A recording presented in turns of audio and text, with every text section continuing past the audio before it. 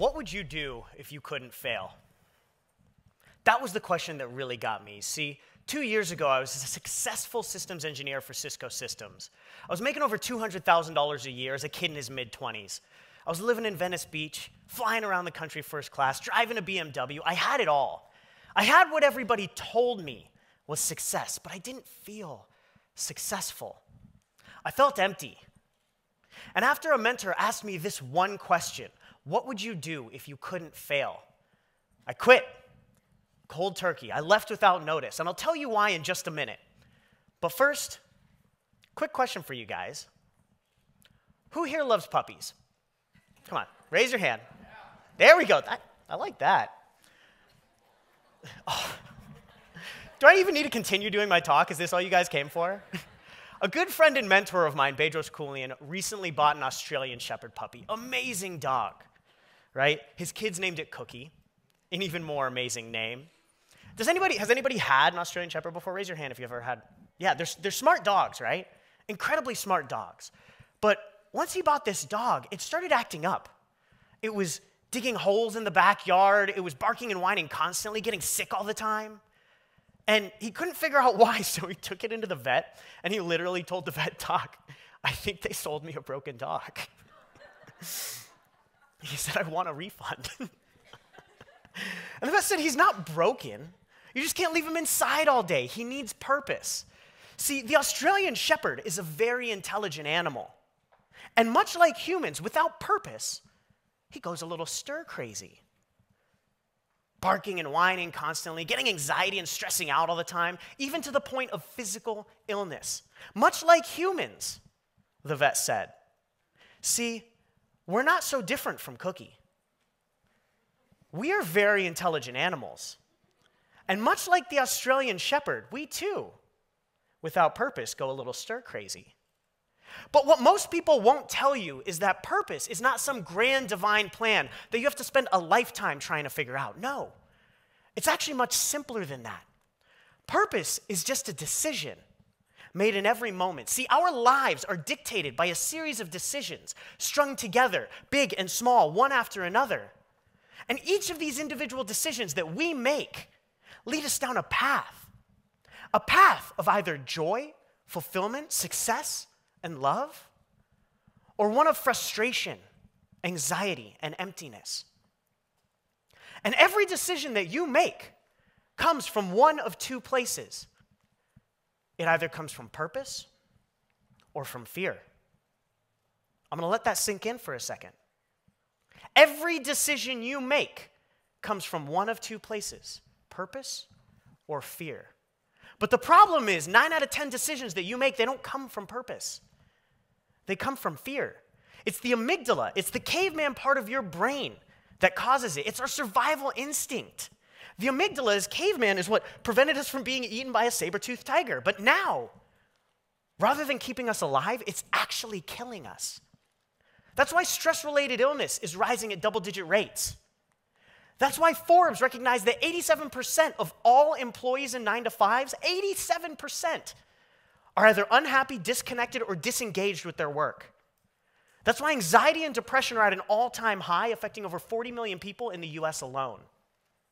See, just like Cookie, the Australian Shepherd, we've taken care of all of our basic survival needs, but in the process, we've actually taken away our ability to actually live. See, I want everybody to understand that purpose is a decision, not an end goal. But we're not making that decision. Because to make that decision, to choose purpose, you have to face fears. You have to choose courageously in the face of fear. So here we go.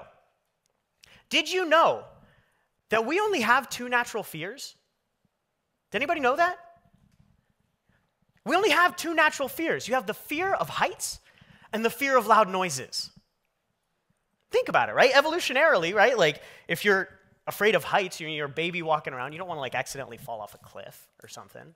And if there's a bear growling, you don't want to go towards it. That's probably not going to end very well, right? But every other fear that we have, we create over time, either from lessons learned or from beliefs imposed on you by others. Think about it. When you were 4 years old, you weren't afraid. You weren't afraid of people judging you. You weren't afraid of failing or falling or looking stupid. You just did it, right? You were curious. You were adventurous. You ran full speed ahead. You tripped. You fell. You cried. You got up. You laughed. And you did it again. You weren't afraid about what people thought. You knew what you wanted, and you went for it. And this world loved you for that. You didn't have to find your purpose. You lived with purpose every moment of every day. But somewhere along the path, we lost that courage. We lost that purpose. And I'll explain why in just a moment. Because before I left my 9 to 5, I realized that the one thing holding me back in a world that I couldn't stand was my fear. See, I had spent 4 years getting an amazing degree from UCLA. I would work summers so that I could get on-the-job experience, so that I could have a great resume, so that I could have a great career and make great money, so that eventually I could support a great family. Sounds familiar, right? And once I got all of that, once I got the title, once I got the money, once I got the career, and I realized that none of that actually made me feel successful or fulfilled or happy. I was terrified. I was terrified to admit that all of that success was a lie, a facade to give the appearance of achievement, when inside I felt like I had achieved nothing. I felt like a fraud.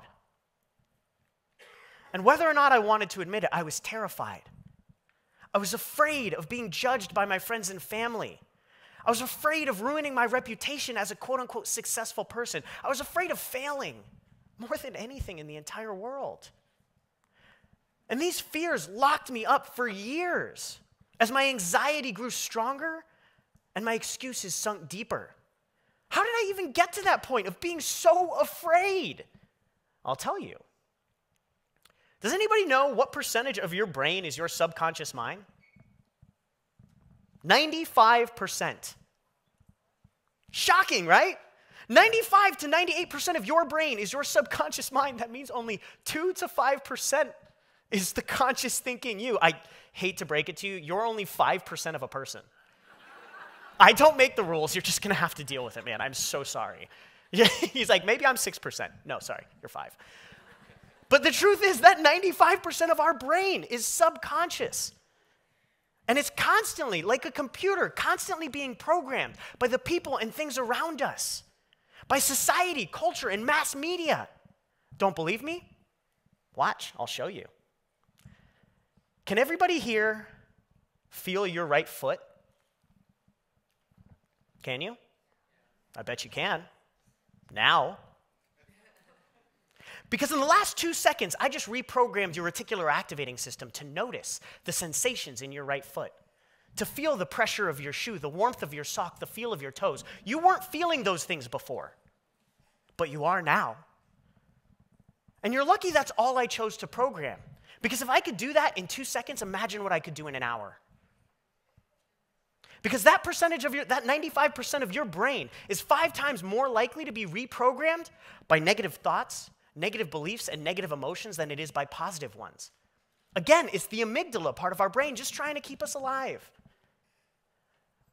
But let's be honest. If society, culture, and mass media is constantly programming you, do you think they're programming you to achieve your dreams?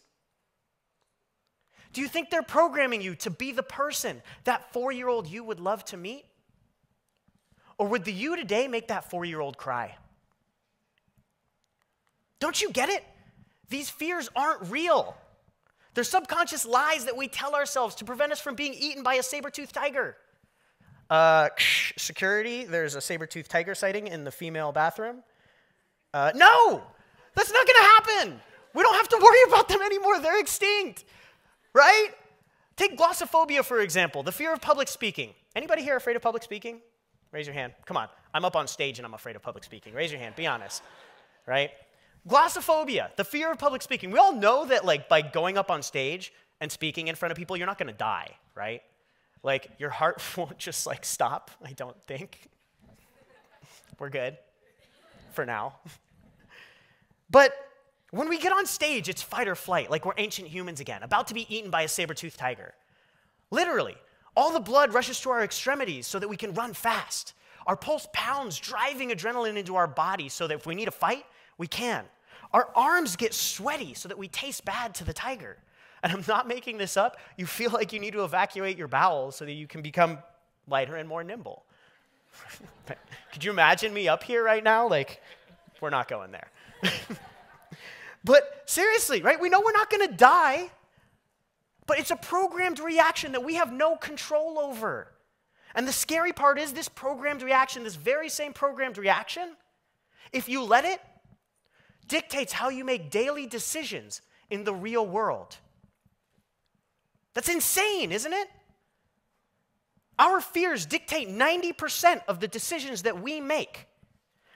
We stay in toxic relationships for fear of being alone because as ancient man, being together meant surviving. We stay in jobs that we hate because we think, if I don't make money, I'm not going to be able to pay my bills, and I'm not going to be able to pay for food and my shelter, so I'm going to die. We lie to people that we love because we think by telling a hard truth to a friend or a family member, we'll be outcast, and then we'll die. These fears dictate so much of our life, but it doesn't have to be that way. So you always have a choice. Now, you will always feel fear. It's hardwired into you.